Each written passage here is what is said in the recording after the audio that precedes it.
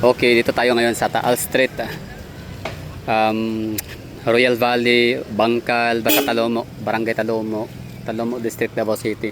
So, alam nyo ba na dito nakatira ang mga Duterte noong unang panahon? Ibig ko sabihin, ancestral house ng Duterte family. Yun na nga yung mag-asawang si Tatay Digong and Elizabeth Duterte. Anak nilang tatlo na si VP Sara, Kong Polong at ito si Mayor Basti. So, ito yung bahay ho nila. Ancestral house ng mga Duterte. So, kanina daw sabi nung nakausap natin taga rito lang din, bahay nila na Dasandanas pero abot pa rin ng tubig. So, ibig sabihin ganun kalalim ang tubig baha. Kibali, itong portion kasi na to dito sa mga hindi nakakaalam, medyo low-lying area na talaga to compare doon sa una nating pinuntahan kanina. Medyo mas elevated kasi yung doon sa unahan natin kanina, kaya ayun, hindi masyadong marami ang insalang mga bahayan at ari-arian. So dito naman na portion mababa, kaya ayun, kita natin obviously ang mga bahay na nasira. May nasira ba? Parang wala naman masyado, no? Siguro doon pa sa unahan, hanap baka meron tayong makita mamaya, no? Ipakita ko sa inyo, i-vlog natin. So, di na ako makadiretso doon kasi tubig. Hindi akong mabasa. So, yun yung bahay nila, Duterte family, ancestral house yan. Yun yung may bulaklak. May mga tao sa labas. Ayun, no? So, yung sabi ni Mayor Basti dati, na yung lugar talaga nila kung saan sila nakatira dati, literal na lugar ng mga pang mahirap, pang simpleng buhay, na kapag nga daw tataas yung tubig sa ilog at magkaroon ng baha, talagang pati sila ay magtatampisaw din sa baha, ganun. So ano talaga sila, no? Living example talaga sila ang mga Duterte, simple living.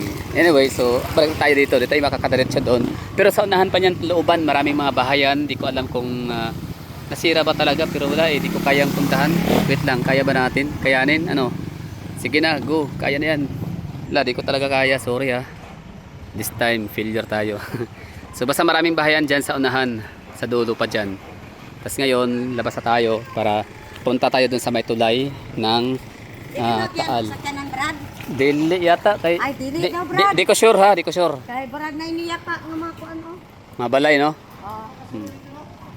So yun, taas pati dito, yun yung pattern ng ng tubig. So kung dito ka, tingnan mo yung tao. Yan na, tao.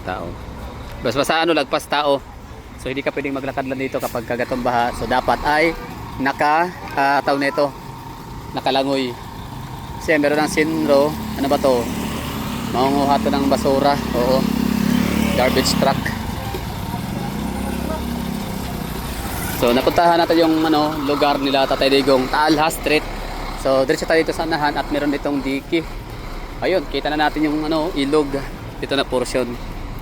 So sa mga nakatira dito talaga hindi naman lingid sa kanang kaalaman na bahain talaga tong lugar. Flood prone area talaga siya kasi nga bababang bahagi, tapos malapit sa ilog. Tapos alam naman natin kapag ilog sa Davao ang pinag-uusapan, walang street. Talagang paikot-ikot yan, parang bitukan ng manok ba. Kung kayo pupunta ng Davao City, sa mga hindi taga Davao o kahit sa mga taga Davao, kapag sumakay kayo ng aeroplano at dudungaw kayo sa bintana, sa window view, kita nyo yung mga ilog natin, di ba? Parang bitukan ng manok pa, liter is ganyan. So ibig sabihin kapag merong malahas na flood flow or water flow, so ang mangyayari dyan ay magkakaroon ng pressure at yun, talagang lalagpas, mag-overflow dahil nga sa formation. Tapos gumagawa siya ng mas malaking current or tawag dyan, pressure. Yun, kawawa naman yung grabe, sino may-ari nito? Pero siguro naman kung naka-insured, no? Pero ganun pa rin, no? Ibig sabihin lakas ang napakalakas ng pressure ng tubig mula doon at inaano talaga tong napakalaki pa naman, napakabigat na bagay, di ba? Pick up truck. Nako. Nightmare, no? Bangungot to sa bawat may-ari o bawat taong nagmamay-ari ng mga sasakyan ganito na nakatira sa ganitong lugar. Talagang malaking pinsala.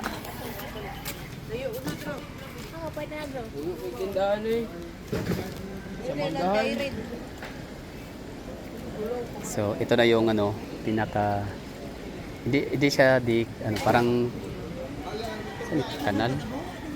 Usa ni siya diri ma'am, sumpay ni sa sapa o kanal. Dito sapa to sa kuan gikan og Talomo. Talomo River. Kani siya sapa gyapon. Taal River siguro no. Tama. Murag na Taal River sa unahan. Lapos siya diri So yun, Taal River. Tapos nag-intersect sila ng Talomo River. So kaya siguro nagkaroon ng impact pag nagkakaroon ng bottleneck ng ilog dito. Nag-bottleneck ng tubig. Kaya ang nangyari, mas tumaas ang tubig dito sa portion na to dito. Yun Ano to? Truck Ford Pira. Ano ba tawag dyan sa sasakyan na yan? Okay, so ito yung pinsala dito no. Update. Pinsala update sa Taal Bangkal, Barangay Talomo, Davao City.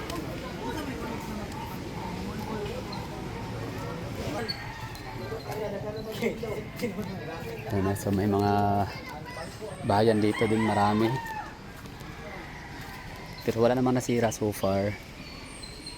Ma'am, naguba dito nga balay, wala raman. Ibahaan lang. Yan yung baha dito. Hindi siya kulay itim. Lupa lang.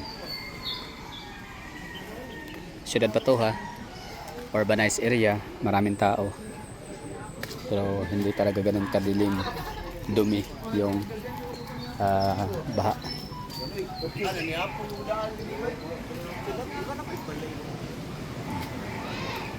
So ito yung pinakadulo ng Taal Street.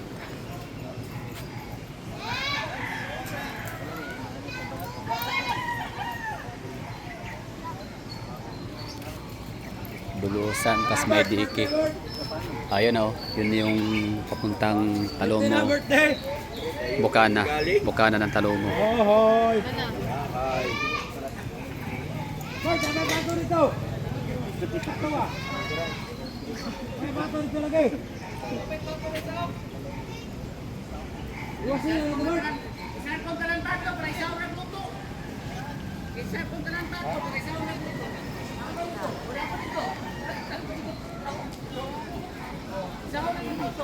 So ito naman yung may bahay pala doon na bahay ba yun? Parang tangkal sa manok. Chicken cage. Mga tao dito resilient. Siyempre matitibay mga taga Davao. Simpleng bagay lang yan, mga maliit na bagay lang yan. Ibig sabihin na affected pero hindi siya enough para ma-devastate ang damdamin ng bawat Davawin nyo.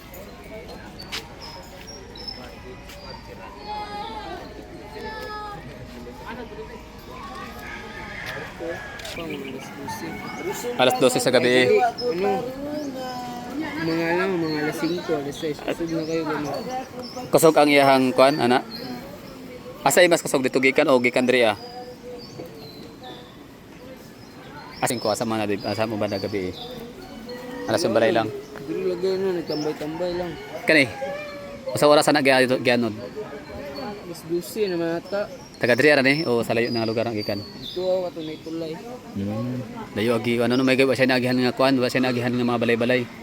Naguba. Wala naman kinaano yung unang mga balay. Dara ang yang yang katas Daro, nasagbot no. Taas Helangoy ka. Hawa ka na sa tubig. Bikado may gawin lumos no. Wala ramay na balian na samdan wala raman. Aware naman ng mga tao dire. Napag nainana lang. Nabay sila diri na yan na warning. Asagi ka nang naga-warning. Pero sa Taal. Lala dito Sagag sa dito buang balay.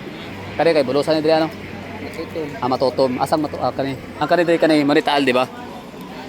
Dito pa. Dito pa kanang pasulod. So kani siya sa nga kalye ni. Mao ni matutom okay. Amo tong gi-post sa Jamie no nga balay tao na atop. Sa ibabaw kay naikuan mga tilapia. May gayam. Manglayak ang mga ka masul. Balubog. So bali alas 5, nag-ano naman, nag-apong na mo diri ah. Ay, wala pa kayo nilapaw. Pero nag-apong naman, nakatana naman, nagulat na mo. Diba daw ulan, tinood? Wala man. Basta kining ano lang, kusog lang. Kaligsik ra ganito, So, mga medyo- launa na. Bot pa sa bota to, way ulan, pero ning kusog ang tubig, meaning ato, yan, ana nagpataas, meaning nalaraman na mo gamay, aware na mo gamay, no? Ngandam na mo. Asa nyo ba na balay? Taas naman, taas rin nyo, ano? Pero siyempre, di mo kumpiyan sa gyapon, unsa yung gayon na gano, akyat, rep na, TV, mas patos, no? Masanina. Gamit. Bali, alas 5, nasugod usa ka, kusog, alas 6. So, kamo nang hipos mo yung gamit, sa orasa na. Mga na to, pag-unsa. Kay kabalo na. So katong mga alas 5, so alas 6 di stop na mo tanaw diri sa tubig. Hinahin na mo ganun, tama gyud. Siyempre unahon ni mga ano eh. Kaya dito sa Coca-Cola nagsiren daw gabi ipod. Ikatulong siren mo na tong time nga gi ano daw giabrihan ang Kalinan Dam. Mo tong baha na. So ning overflow na gid diri tama dira kataas. Mga alas sa orasa. Ano na, mga alas 10. Plus 10. Tama lagi ang sa Facebook post, no? 10-11. Nanduto na mga balay. Siguro tong unang baha diri bata pa kato, no? Every 9 years man daw mo bahagi na ni. Kusog. 2019 bata pa kato, elementary. Asa mo to langoy ka asay mas kuyaw katong dati o karon? Karoon na eh. Karon gyud. Kusog kay sulog. Gani no. Gihikot man lagi, gihikot. Sa man lagi. Tsaka na siya gihikot na humanag anod. O para di siya maano rutaman. Ay, para dili mo dala ba? Mayo kinagunitan pa siya no. Ang feet na to diri so 5'7" feet tayo no, 5 feet and 7 inches. Oh, lagpas so nasa mga ano nga to 6 feet. Mula dito yung taas, ano? Pattern ng tubig. Diyan. Taas niyan. So grabe no? Yung damage. So dinig niyo naman siguro sabi ng bata, ng tao na sanay na sila dito, aware na sila kumbaga ba. So tama yung sinabi ko kanina sa simula ng vlog na mga tao, mga naninirahan dito, hindi naman na sila maso-surprise kapag ka babahain sila ng gaya nito dito sa lugar kasi nga flood prone area. So siguro isa rin sa rason no, bakit nag-migrate or naglipat sa ibang lugar itong Duterte family dahil nga sa binabaha rin sila.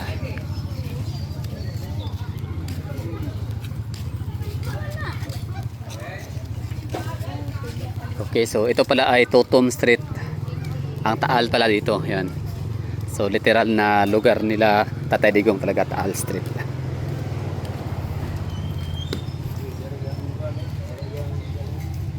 Yan no, so hirap dito pag ano no, nasa low-lying area ka, tas may mga sasakyan ka. Okay pa sabihin ng iba na napaka-materialistic mo naman, pero siyempre bago mo mabili yung mga property na yan, pinaghirapan mo din. Di ba? Oh, grabe.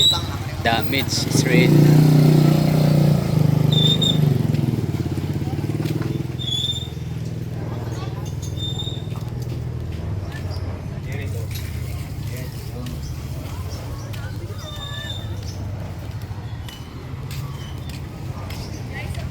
Ito nga kahit nasa elevation na siya, pero ano pa din, abot pa rin siya ng baha. Ito.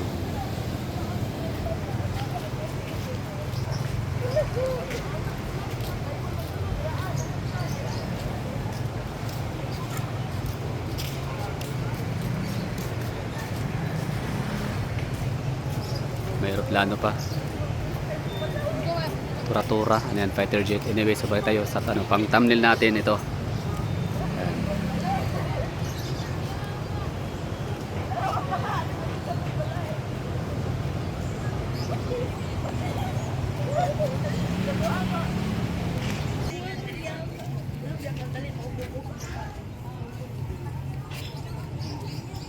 Kalugi ba yung kurana na nangatay?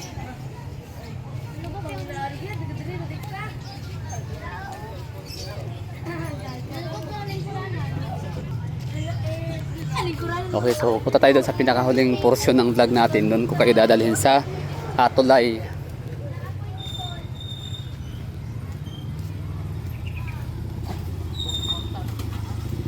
So doon sa likod daw nito may tulay din daw eh. Pero di ko na talaga kayang i-navigate pa, i-explore kasi ano nga siya oh, lalim ng tubig. So mababasa yung paa natin. Paa ko lang pala, wala kay sali.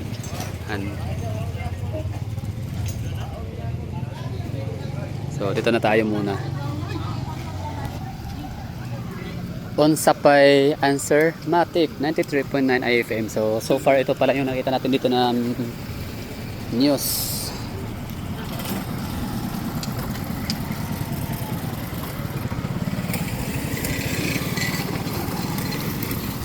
So overflowing at its best talaga, no? Sira. Nako. Damage. Istaka ng ano, mga karne.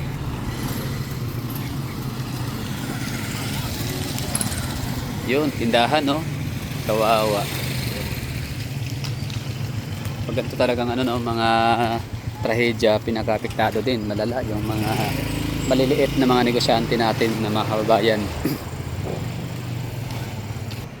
So ito na ang tulay kung saan dito daw nagsimula talaga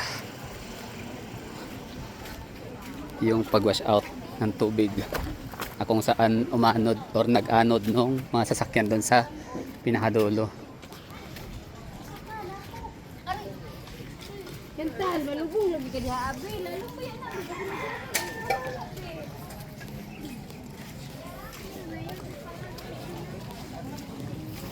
Okay. So kapag ka pupunta ka ng Taal, I mean Talumo proper. So ito yung pinaka daanan. So di ako sure kung safe pa ba siyang madaanan ngayon. I think hindi na. Kasi kita niya naman, hinaharangan.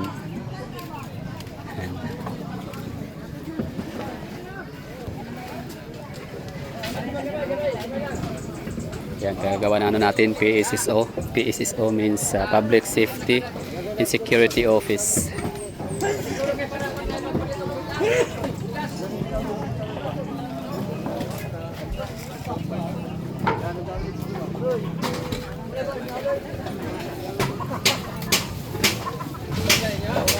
Okay. Pinagtutulak nila yung mga nakasabit ng mga basura. Hindi basura, yung mga ganito, mga damo.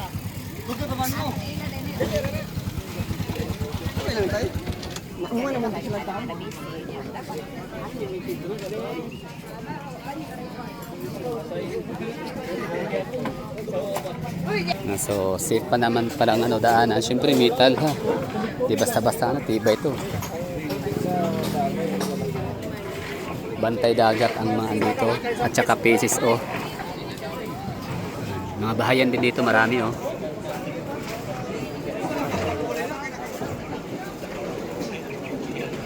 So, doon tayo galing kanina oh. Doon tayo natulay, pinakaunang vlog natin this morning. Doon tayo nagsimulang mag-vlog, mag-update. Tapos meron itong color warning, color signs no. Green safe zone, yellow medyo alarming, orange is ayun na, evacuation time na, dahil pag pula dangerous na. Tama ba yun? Hindi kasi may ganyan sa Marikina. Ako'y nakatira din doon matagal, 1 year yata. May ganyan doon, mga warning label signs.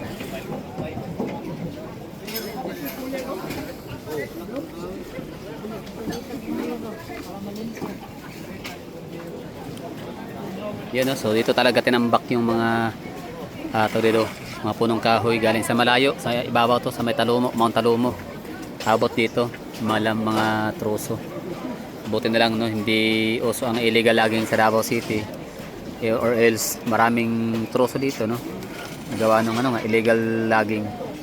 Hindi sana marami tayong mga marami pang mga napinsalang mga bahay at buhay maaari, at saka infrastruktura gaya nito, kahit metal pwede itong yupiin.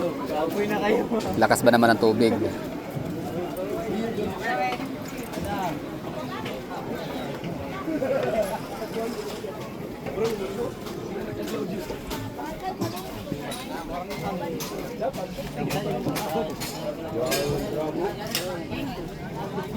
Asa nabita na?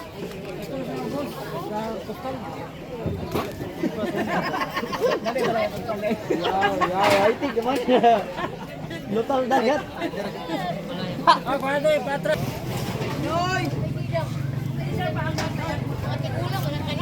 Brad, apil mo yan na, Brad. Brad. Tingnan na. Daot, bambela. So yun, no, sabi nung nakausap ko doon, kahit nga daw sa kapitan, alangan naman daw unahin sila dito, yung talagang pinakapurok ni kapitan kung saan siya nakatira, Inaya. binaha din. Ya, dito na lang sa may guard. Pero syempre, no, lawak sa laki ng barangay Talomo, panigurado, marami ding lalo na sa mga pero yung gilid ng dagat pala, hindi naman masyado yatang naapektuhan. Kasi nga, na siya, open sea. Ibig ko sabihin, mas hindi na siya ganun ka malakas yung siguro, impact ng pressure. Ito na yung dulo, kabila. Hindi na siya daw mabahay dito, matao. Private property na siguro. Uy, manghuli na mo. So, yun ganyan lang kami dito sa Davao ha, pag binahan, chill lang.